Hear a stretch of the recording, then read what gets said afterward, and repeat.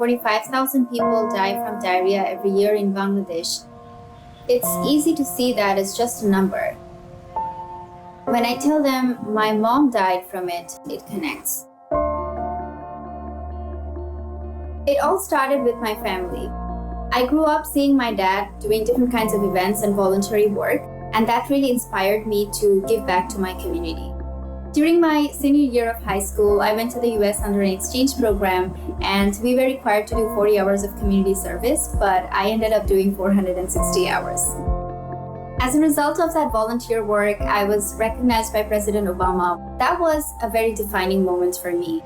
That's when I started thinking about how can I bring those efforts back to my whole country.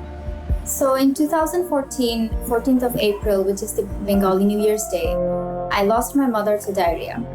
She was sick for only one day. She went to work even the day before, and the next day she was dead. And that was a huge shock for me.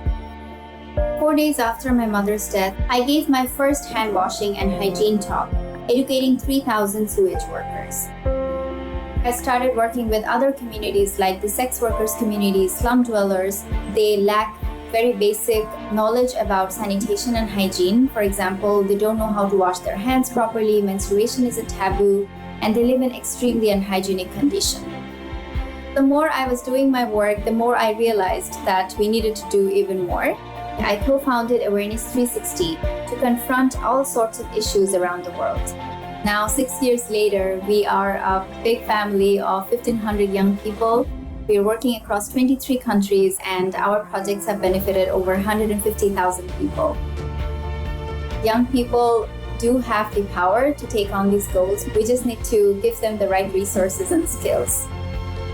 There are so many issues around us that need our urgent attention. At the same time, we do have hope for our future. We do have the belief that we can solve all these crises together. As long as we have solidarity, as long as we are united, we will be able to face all these challenges.